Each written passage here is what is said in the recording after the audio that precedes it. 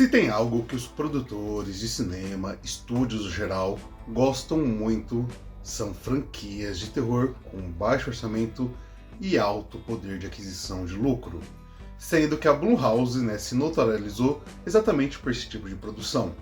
E há mais de 10 anos atrás, uma franquia começava, obviamente na época não se imaginava qual o tamanho dela, mas começava com um expressivo diretor, que é o James Wan.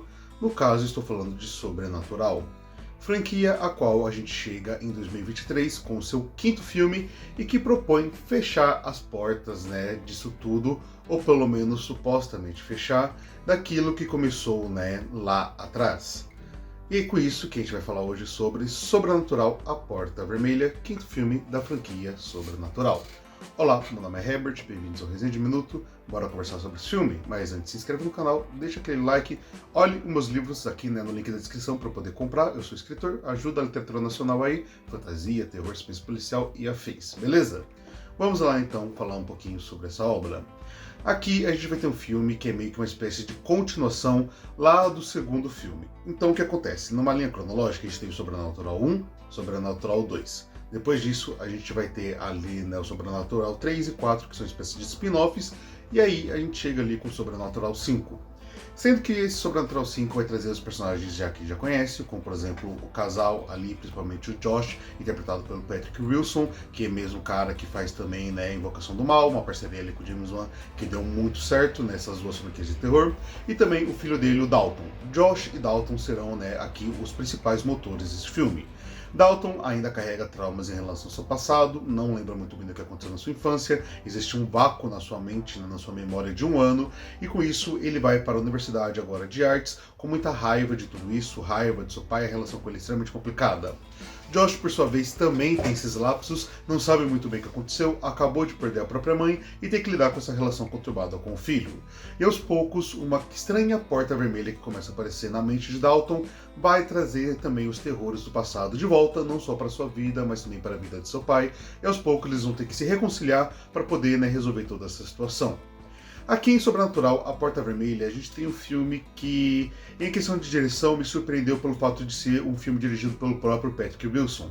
Além de ser um dos produtores, um dos atores, um dos rostos da franquia Sobrenatural, ele agora também atua como diretor e claramente dá pra ver que ele teve ali, digamos assim, como professor, não necessariamente de maneira literal, mas por ter absorvido muito conforme trabalhou, o próprio James Wan. Ele, por ter trabalhado bastante com o James Wan, consegue aqui trazer um filme bem dirigido.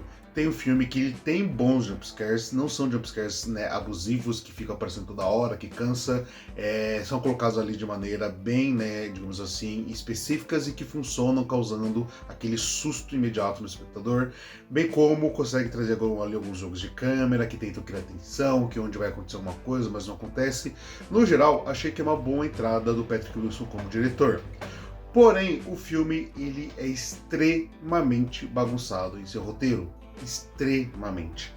É um filme que não sabe muito bem como utilizar essa tal da porta vermelha. Se de início faz uma certa analogia como uma porta de entrada para o passado dos personagens, etc. Depois não sabe muito bem para onde ir com isso, bem como a introdução ali das criaturas, as assombrações são meio que jogadas. Coloca ali, por exemplo, uma assombração envolvendo o passado do próprio Josh, sendo que você não sabe exatamente se qualquer pessoa vai ver aquelas assombrações relacionadas ao seu próprio passado, ou se você vê qualquer tipo de assombração, como é o caso do Dalton, que vê fantasmas, mas que não são relacionados ao seu passado, mas sim relacionados ao local onde ele está. Aí a gente tem aquela criatura clássica do sobrenatural que tem lá no primeiro filme, meio que fazendo uma espécie de reaparição aqui, mas funciona muito mais como um easter egg do que necessariamente como algo funcional para a história, bem como a gente ainda vai ter algumas dificuldades em relação às próprias regras estabelecidas para essa história. Isso em determinado momento diz que quando eles entram naquela espécie de projeção astral, o fantasma não pode ir para muito longe, o fantasma assim, o espírito não pode ir para muito longe do corpo físico, ou se ele for, quanto mais longe perigoso, mais longe ele for, mais perigoso é. E até aí beleza, a gente vê uma certa periculosidade quando a gente vê o Dalton fazendo isso e tendo que se locomover até o andar de cima da universidade, e isso causa riscos para ele.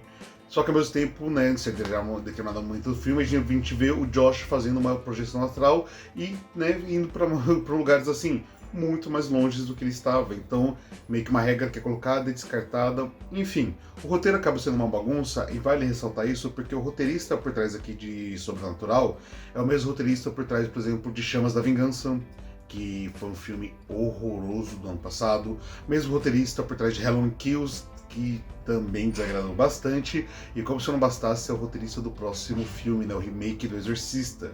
Então já deixa a gente com o pé atrás, porque esse cara tá envolvido em muito projeto e, no geral, em questão de roteiro, não são projetos bons, não. Enfim, fica aqui então minhas considerações sobre Sobrenatural, A Porta Vermelha. No final das contas, mesmo com esses problemas de roteiro, eu acho que é um filme razoável, se você não ligar muito pra isso, porque o quarto filme foi um filme que eu não gostei. Então, assim, eu já tava com as expectativas baixas e isso provavelmente fez com que eu acabasse aceitando mais, né, um pouquinho dessa bagunça de Sobrenatural 5. Mas, no geral, mesmo com esses problemas de roteiro, o filme tem suas coisas positivas. Ele não é um desastre por completo. Só que, com um trabalho melhor de roteiro, ele poderia ter sido um fechamento melhor para essa franquia, e bem um fechamento, entre aspas, como eu falei, tenta finalizar lá algumas coisas do Sobrenatural 1 e 2, mas ao mesmo tempo não fecha por completo a porta, fazendo trocadilho com o próprio título, porque a gente sabe que franquias de terror desse gênero vão voltar. Pode não voltar com Patrick Wilson, pode voltar com mais spin-offs, mas é fato, faz muito dinheiro, tem uma base de fã muito forte, então por mais que eles tenham vendido esse filme como o último da franquia, vai ter sim um novo Sobrenatural. Talvez não com 6 no título, mas vai ter um novo Sobrenatural em algum momento. É isso, vou ficando por aqui. Fiquem bem, até a próxima. Tchau, tchau.